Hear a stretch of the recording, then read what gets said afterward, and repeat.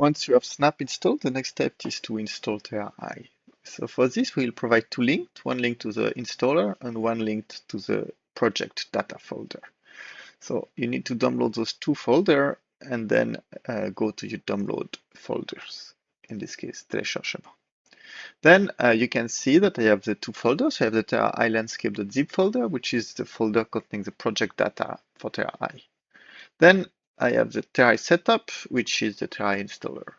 So the first step is to install Terra-i, so I can double click on Terra-i setup. To wait for a pop-up asking me to confirm that I want to install Terra-i. You cannot see it, but it's on my screen right now, so I press yes, and then the installer appears. And I have two versions, I have an English and a Vietnamese version. Can go ahead and press yes, and then I just need to press install. So then I just need to wait for the installation to take part. It may happen that a pop-up appears asking you to erase existing installation data. If this happens, you can safely say yes, and it's even important to do it, as the only thing it will do is it will unlink the previous data folder that the system is using. And unlinking it will allow you to set up the new one, which will be used for the iLandscapes project. And this folder will contain all the pre-generated information to monitor the area. So once it's done, I can just click on Launch Terra-i Shell, and I can wait a bit, take a bit of time to load, especially the first time. And while it's loading, I can prepare. So now I have my data folder, which is here, and now it's asking me where I want to store the system data.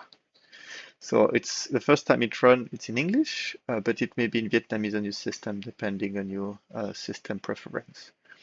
So now I need to store this, so I need to put the content of this zip file in a place with a lot of space. So I can start by decompressing the file, so I can right click on it and I extract everything. And now I have this new folder called Terra-i Landscape.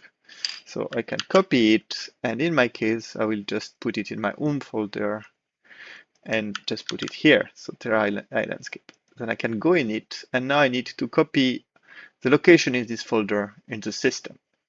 So one way to do it is to press the Control key plus the L key.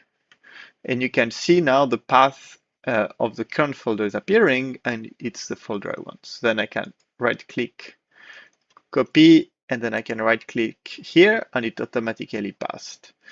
It's good to use the right-click, because if you try to use Control-C in the terminal, it will stop the application.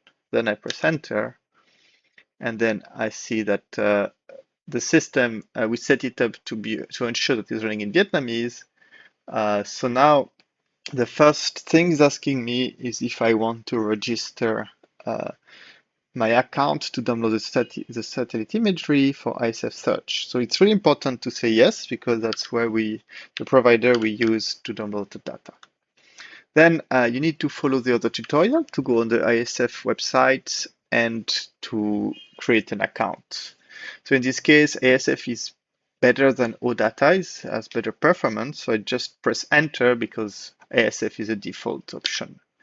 Then I can click on the link to create an account at this URL. When it's done, I just need to type my user. In this case, it will be your email address. For example, a Gmail. Press enter, and then the next step is to type your password. While you're typing your password, you see that nothing appears. It's normal, it's a safety feature, but your password is being typed. Then you press enter, and then the system is all ready to run.